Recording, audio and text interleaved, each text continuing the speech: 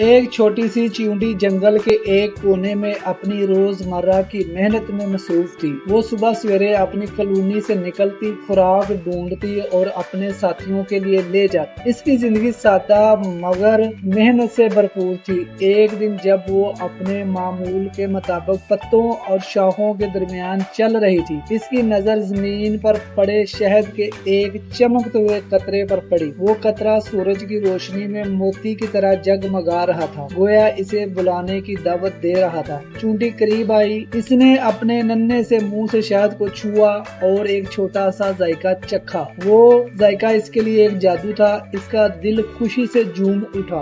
واہ، یہ کیا میٹھا ہے، اس نے سوچا۔ اس نے کبھی ایسی لذت کا تصور بھی نہ کیا تھا۔ اس کا منہ شہد کی مٹھاس سے بھر گیا اور اس کا دل مزید چاہنے لگا۔ وہ جانتی تھی کہ اسے اپنے کام پر واپس جانا ہے۔ اس کے ساتھی اس کا انتظار کر رہے تھے اور کالونی میں بہت سارے کام باقی تھے، لیکن شہد کی وہ مٹھاس اسے روک رہی تھی۔ اس نے سوچا بس تھوڑا سا اور چکھ لوں پھر چلی جاؤں۔ اس نے واپس شہد کا مزہ لیا۔ اس بار اس نے تھوڑا زیادہ چکھا اور ایک بار پھر شہد کھایا اور ہر لمحہ اس کی لذت میں کھوتی چلی گئی۔ اس کا دل کہہ رہا تھا کہ بس اب چلنا چاہیے، مگر شہد کی چمک اور اس کی مٹھاس اسے اپنی طرف کھینچ رہی تھی۔ تھوڑا سا اور کیوں نہ کھاؤں، اس نے خود سے کہا۔ اس بار وہ احتیاط چھوڑ بیٹھی۔ وہ شہد کے قطرے پر گر پڑی، گویا وہ اس کی تمام مٹھاس کو ایک ہی بار میں سمیٹ لینا چاہتی تھی۔ وہ شہد میں ڈوب گئی، اس کی لذت میں کھو گئی۔ اس کے ننھے پر شہد کی مٹھاس سے چمک رہے تھے اور وہ خوشی سے جھوم رہی تھی۔ مگر افسوس، جب اس نے باہر نکلنے کی کوشش کی تو اس کے پاؤں شہد کی چپچپاہٹ میں پھنس گئے۔ وہ جتنی کوشش کرتی اتنا ہی وہ شہد میں دھنستی چلی گئی۔ اس کی ننھی سی جان میں اتنی طاقت نہ تھی کہ وہ خود کو آزاد کرا سکے۔ وہ تھک گئی، اس کا جسم کمزور پڑتا گیا اور آخرکار وہ اسی شہد کے